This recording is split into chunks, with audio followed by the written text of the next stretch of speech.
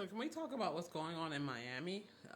Apparently, there's a detention center there for ICE that is overcrowded by thousands, and people are suffering greatly. And I need to hear more people talking about it. I need to hear news agencies talking about it. I need to find out who's suing and what's going on to find out what's happening.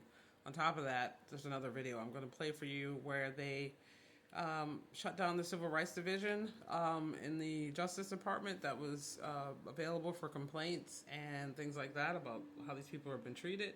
And this is not American, and this is not okay.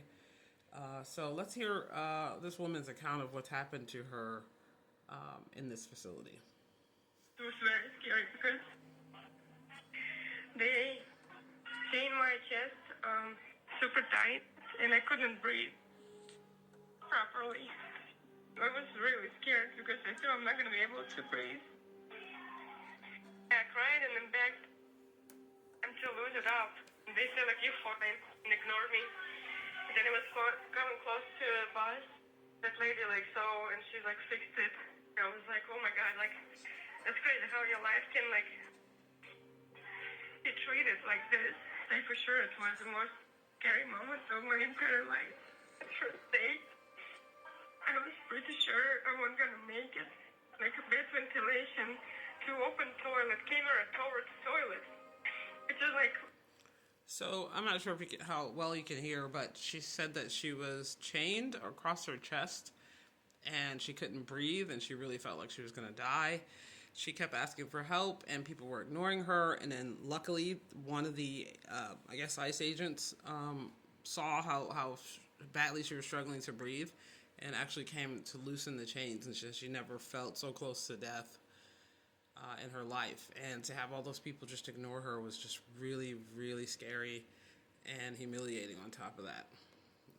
Let's finish listening.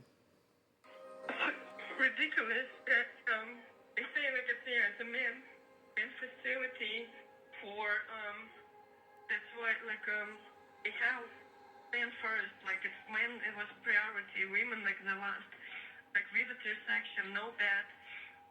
They were like anti-sanitary small tiny piece of soap for 26 people at the moment that was gone like the same day. I will never forget one. So she's saying that they had one bar of soap for a bunch of women that was gone the same day. They're not allowed to bathe regularly. I think she said twice a week or something like that. They're given 1 cup of water a day, which is not enough to live and survive. They're barely given enough food to eat. They're sleeping on concrete floors with no blankets or pillows. There's open toilet in the room, and it smells so bad. The next part of the video really broke my heart. Let's keep listening. Very early morning, when we were like sleeping, and the door opened, and the man looked at us with a shock on his face. I will never forget his face. He covered his face right away with his t-shirt. I can only imagine how it was smelled in the room. I will never forget his face. It made me like to feel more sorry for myself, like we were worse than animals. All girls were coming every day.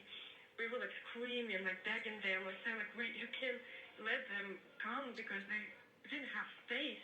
It was very scary because they chained my chest super tight, and So she felt even worse after a man opened the door to the cell where they were overcrowded with tons of women and open toilets and not able to bathe. And she basically said that his face, the shock on his face just made her feel even less human, like she was being treated like an animal. And the shame that she felt and the fact that he was just so overwhelmed with how bad it smelled kind of just made her realize how bad her situation really was. I need to know who's doing something about this, who's investigating this. This is not okay. We need to get all those people out of there. I think the facility is supposed to hold 500 people, and it has 4,000 people. It's not made for women, and they've taken tons of women there, and they're all like crowded into tiny cells with no beds and no sheets, no pillows, no food, no water, or very little food or water, allegedly. This is not okay.